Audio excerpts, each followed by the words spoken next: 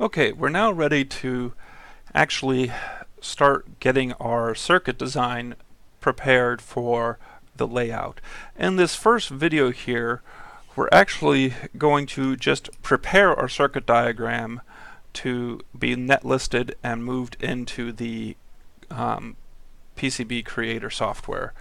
So this circuit that I have here is just a simple sine wave generator working at a particular frequency. I'm not going to go into the details of it, but this is the circuit that we're going to create a layout for. Now, the first thing you should always do when creating a layout for this, first off, this is named example 1. I'm going to save everything, but I'm going to then save project as, and I'm going to put it in Cadence, and my Cadence directory, I'll go ahead and create a new folder, and I'll say layout. It's not necessary to create a new folder, but I'm just going to go ahead and do that. So select the folder, but I'm going to call this example1 underscore layout. You basically want to save this as a different project, or you want to create at least a new schematic in here. So and then I'm saved all.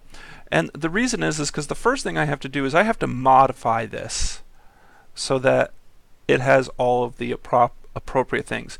First off, modifying in the sense that this 1 mega ohm resistor I have here was for simulation purposes. So I should take that out. And then I should see here that I have VCC and I've got a battery there. Well, it's okay to keep the battery there, but I'm going to delete that too. And let's see here, what else is in here? Well, everything else looks good as far as I have VCCs here and everything. Now what I'm going to do is I'm going to have to add in some connectors here. And so I'm going to add a part and connector library, and I'm going to do header 2. Now there are all sorts of connectors here. You can have plugs, AC, you have RCA jacks, you've got test points, you've got phono jacks, all sorts of appropriate connectors depending on what it is you're using. But the thing about the headers is you can use the headers for almost any kind of thing because we're going to attach a footprint to it. This has nothing to do with what the actual thing is going to look like. So I'm just going to use header 2, and I'm going to first mirror this. Oops, I said vertically. I meant to do horizontally, and place it here because that's going to be a connector for my power supply. Now the specific type of connector depends on the footprints. Now I'm also going to put a 2-pin header here. And you might say there's only one output. Why am I putting a 2-pin header in there? You can put a 1-pin header in there, but often any kind of connector you're going to use is going to be at least 2 pins or 3. And all you do is you just ignore the ones you don't need. So for instance, I'm going to use the X key and just say, well, there's not going to be any connection to pin 2. And then this is going to wire up here, and then I will wire this in down here. Now we're still not done in prepping this here. I'm a firm believer in making sure to make lots of notes and everything, so not yet. We're going to first just add in some text, and we're going to say positive VCC. Whoops. Let's do that again. Positive VCC, and it's Control Enter. I did Shift Enter for a new line. I'm going to do Control Enter and then ground. So what I'm going to do is I'm going to place that right here. So now I know pin 1 is of course going to be positive VCC and pin 2 is ground. And then this pin right here, I'm going to go ahead and create a little text label for my diagram, and I'll just say output. Now, I am going to create some net aliases here. If you talk to Professor Byers, he believes you should net alias everything, which is a good practice. So I'm going to say this is output, and I'm going to pause here a second. And I click on OK, and then I'll enable that output. And I might also say, for instance, out of low pass filter, and that's this net right here. That's also feeding back into here. So I might call this positive input low pass filter. I might label this like that. And then I'm going to say out square, so output of the square wave stage.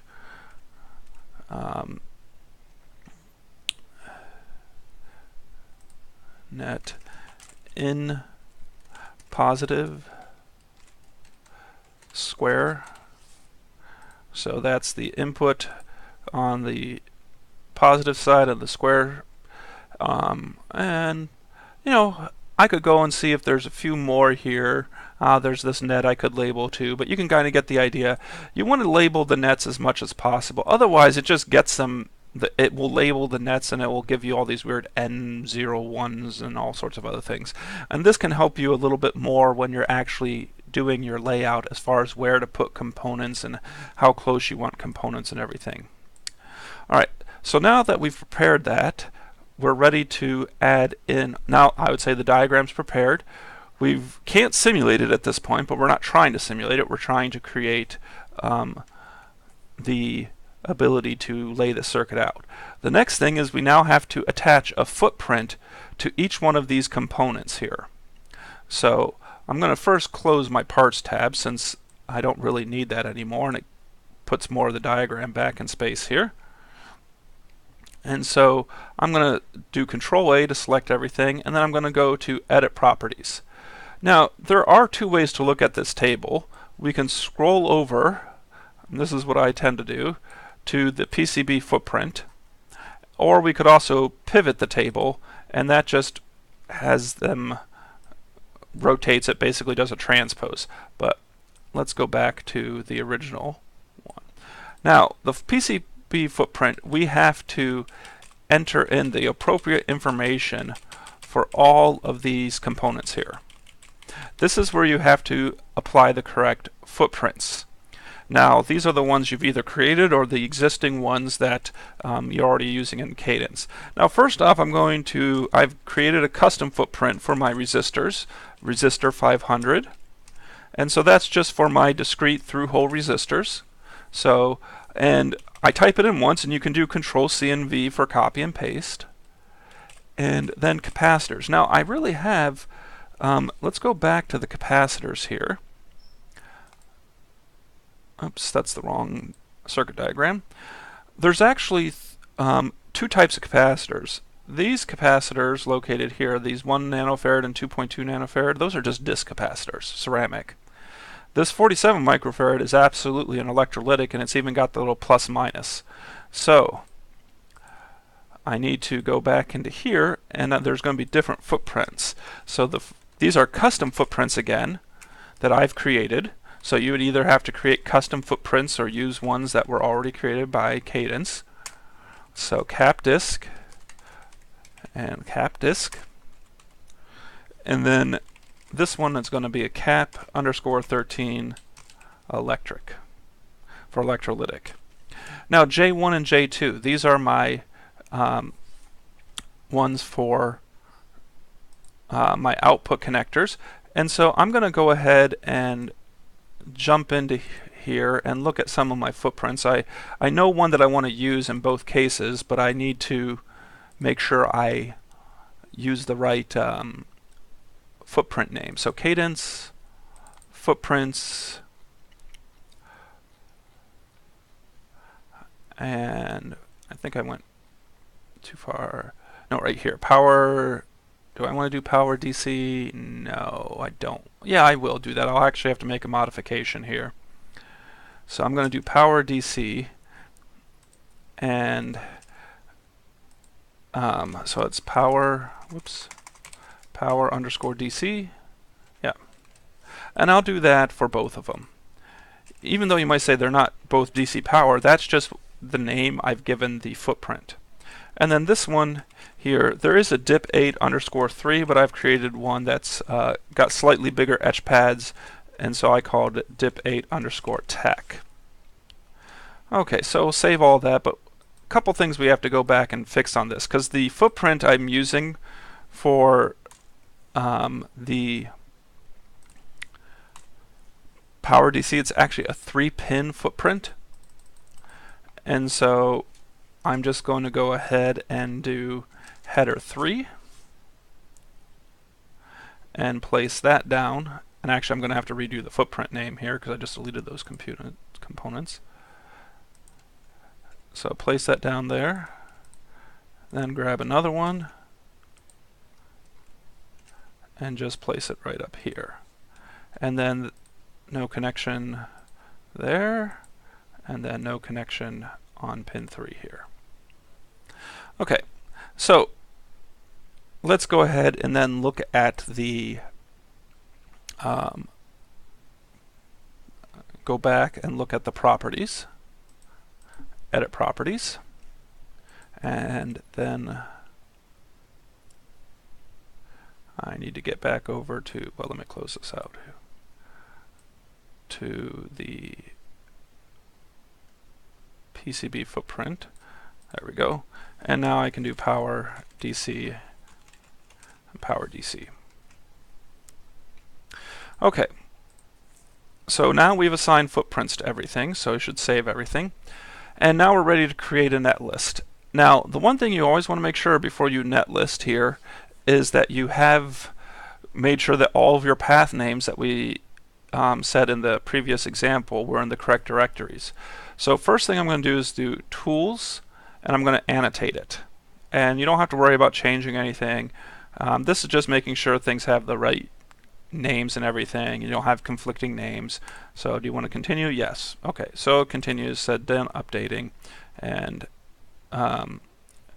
you know, you can go through and see what it did, but it's not really that exciting.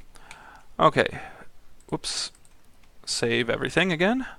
Then we're going to go select the DSN file again, tools, we're going to create netlist. Now, there's this create up or update a PCB editor.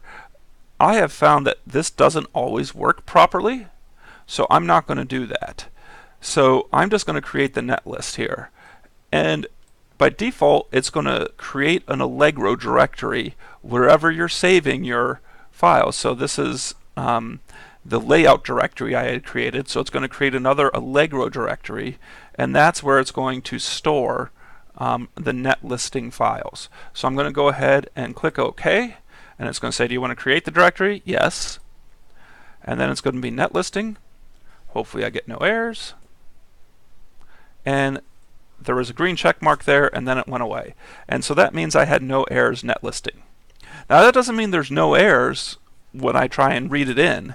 There could still be errors if I try and read in my net list. That just means it didn't find any errors right now. It understood the footprints and everything, and it was able to create an actual net list. So at this point, we're actually ready to import that into the PCB software. But before I do that in another video, I do want to show you where Cadence stores its files. So it's under C, Cadence, and then inside the Cadence directory it's SBP 17.2 or whatever version you're running, and then it's under share, and then it's under where did I get off here? Share, PCB, PCB lib, symbols. So these are all the footprints that you have access to by default. Now, I can tell you what some of these mean. I don't know all of them. Like AX stands for axial, and then these are dimensions, but I believe these dimensions are in millimeters, not millimeters, in mils, but it's not 4034. So you would have to open them to actually see, and that's, again, if you wanted to see these, you'd actually have to open one. And you can see there's all sorts of different components here. And so just to kind of show you one here, let's open the dip one. So dip, and let's go to the one that's, oops, went too far. Dip,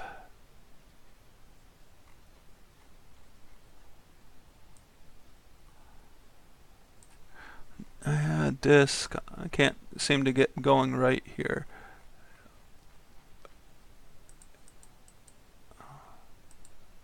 I went too far, that's why. Here we go. Dip 64, all the way up here. Dip 8_3. And so I'm just going to open this just to show you real quickly at the end here. And you can see this is that default one for us here that you can use if you want to. But again, you can create your own custom footprints as well.